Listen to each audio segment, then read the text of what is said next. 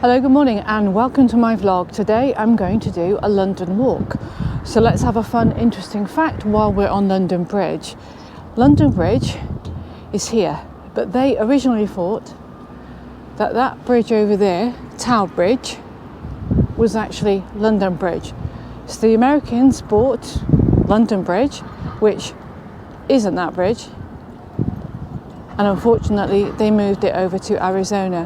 What I'm going to do is I'm going to walk over towards the bank and I'm going to start my walk from there, and I'm going to go do 5 or 6 things on walk number 1, and then I'll continue that walk in another vlog. So come on with me on this walk today. I hope you enjoy it.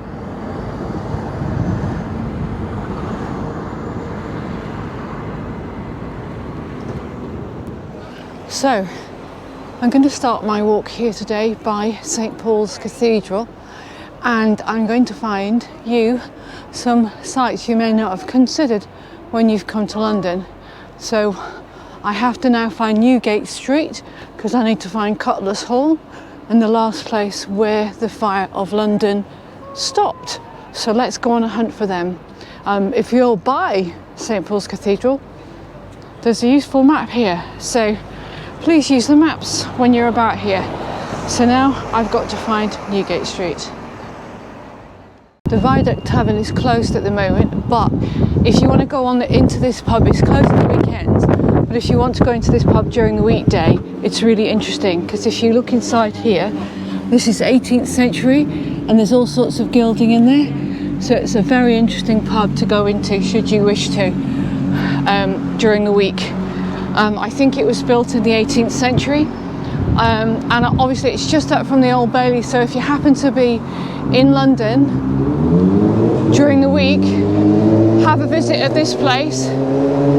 Traffic going past, have a visit to this place, and of course have a look at the Old Bailey. So we're literally yards away from the Old Bailey and I've already discovered a couple of really interesting places. So we're going to move on to the next part of the walk. So let's find out what we find here. Okay, so back with the history. This used to be called Knight Rider Street here, the street I'm going up now, and apparently this is where all the knights used to walk down here. And as I go down this street here, you can see at the corner of the building there is a statue, and it's the statue where the Fire of London ended. So really glad that I started doing some research and actually got to understand this city. So here we go, let's go here.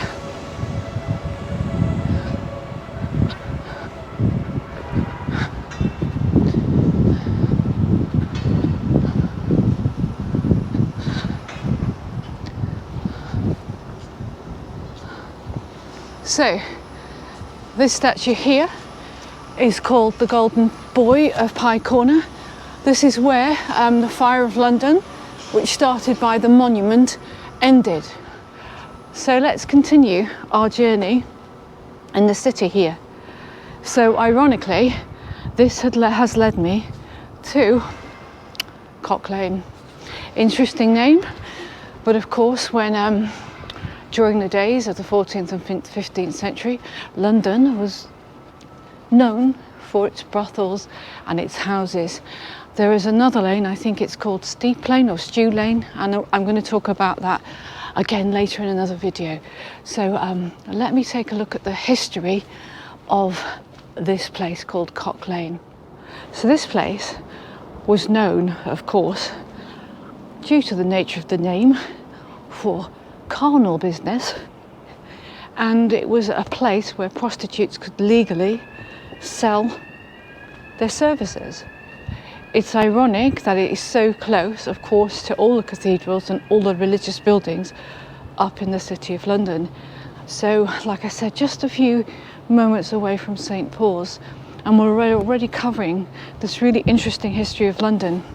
And the great thing about London at the weekend, in the early morning, especially Saturday early morning, is there's not that many people in the city, and this is a wonderful time to explore it and find all these unusual sights and hidden places. So let's walk down Cock Lane a little bit, and let's see where this journey takes us next. Okay, here's an interesting fact. We are in West Smithfield, EC1, which again is just up a sort of stone's throw away from the Old Bailey. Now this place obviously is quite modern now, but imagine this here now about 500 years ago, and this place apparently was used for jousting, public entertainment and executions. Now it's implied that Robert the Bruce was convicted here in 1305. He was hung, but before he passed away his body was cut up and quartered, and his body was dragged all over London, and then it was placed in all different parts of the country, and his head was placed on a pike outside the Tower of London. What a gruesome little history that is. I'm apologising for the sound yet again, but I think it's interesting that something that really doesn't have that much going for it has so much history. So again, we are in Westfield Square. It's really interesting as well here, as we walk into the city, we find some of these drinking fountains for animals, because of course London was a trading centre. So if you look here, straight ahead of you, is the Metropolitan Drinking Fountain and Cattle Trough Association. So imagine these streets years ago used to be very narrow, and there would be animals coming along. So years ago they would be feeding in these troughs here. Sometimes we pass things and we don't even know they're there. Wow, look at this thing. This is called the Church of St. Bartholomew the Great. It's amazing. It's starred in 4 weddings and a funeral, and it was built in the 1213, and it was a priority church of St. Bartholomew the Great, and it dates back to 1123, and this is one of London's oldest churches, and I never even knew this existed. How beautiful is this? Steeped right in the city, you have all of this wonderful stuff. So let's continue to walk down here and explore this place. Wow.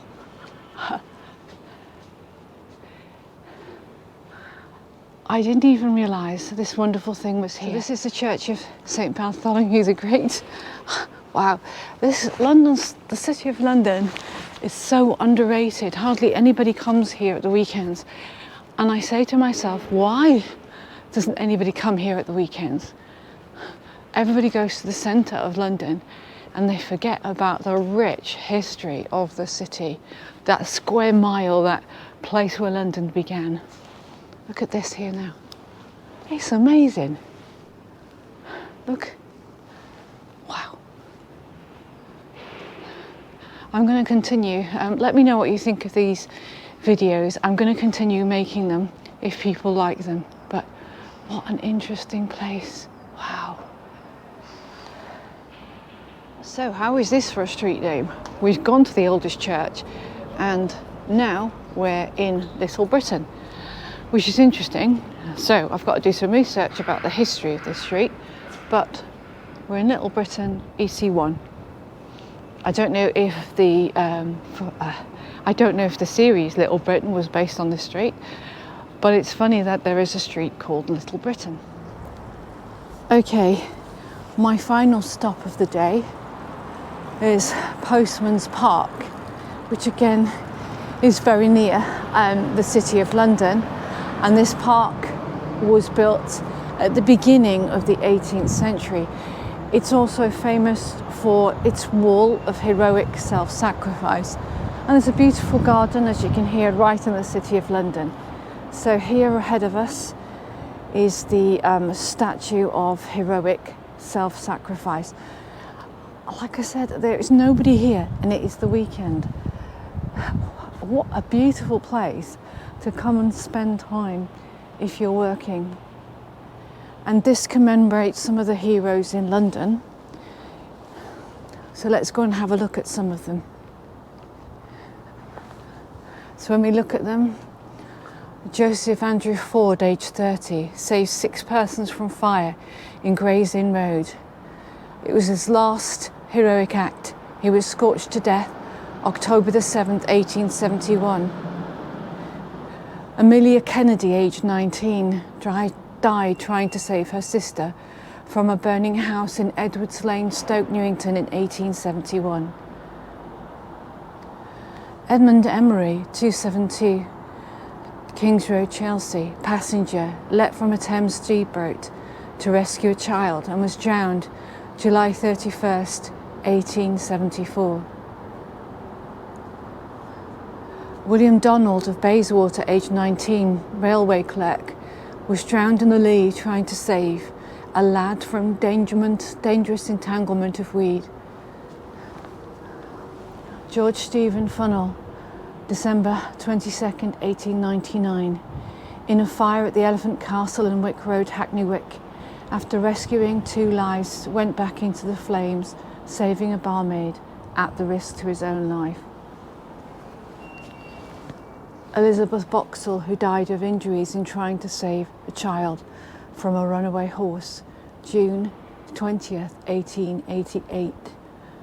Herbert Peter Casserly, stationer's clerk, who was drowned in Kew in an endeavour to save a man from driving. Hubert McAnew, schoolboy from Wimbledon, aged 13. His parents, absent in India, lost his life to vainly trying to rescue his 2 fellows who drowned at Glover's Pool. Samuel Rabath, medical officer of the Royal Free, who tried to save a child suffering from diphtheria at the cost of his own life, October the 26th, 1884. I really do like the memory statues here because it doesn't just go through police officers who drowned, it goes through people who actually went out and risked their lives.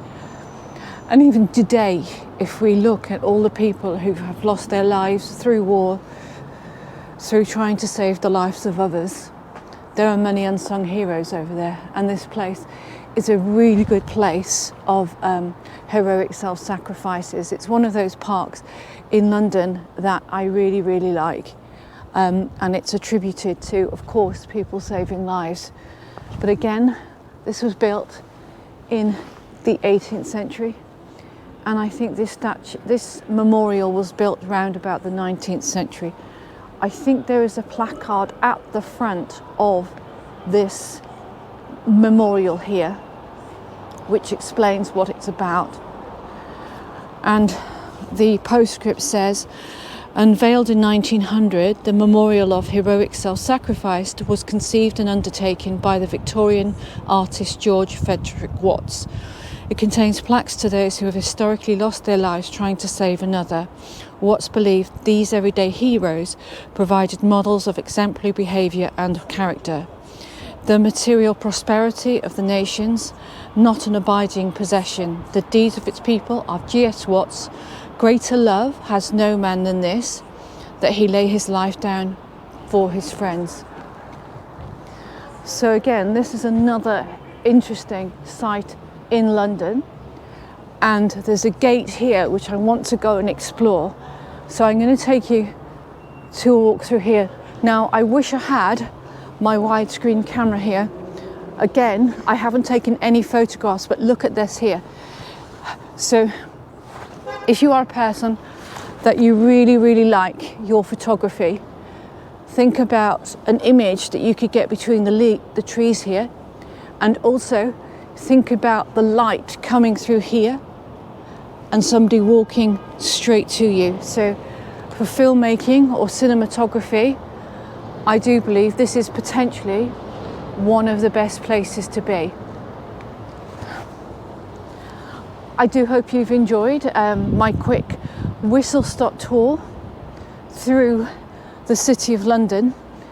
I'm going to try and do some more walks like this in the future. I do hope that you will subscribe. You can like, watch and subscribe. I'll do some shorts in relation to London as well. So from the walks, I will pick up bits and pieces and put them in. so you enjoy it. And like I said, that statue of heroic self-sacrifice really exemplifies the heroic actions of just everyday people who save the lives of others. So yeah, one of the good sights in London. So again, it's, to be honest with you, this walk forms a square. So you literally go from St. Paul's Cathedral. If you're going over that Wibbly-Wobbly Bridge, you want to turn right and follow it down, and you will aim towards the Old Bailey, and then follow some of the streets up. But like I said, it's within 400 or 500 yards. It's about, what's a mile walk, I think, the entire thing. So please tell me if you enjoy these walks, and I will do some more in the future. Thanks again for watching, and I'll speak to you again soon.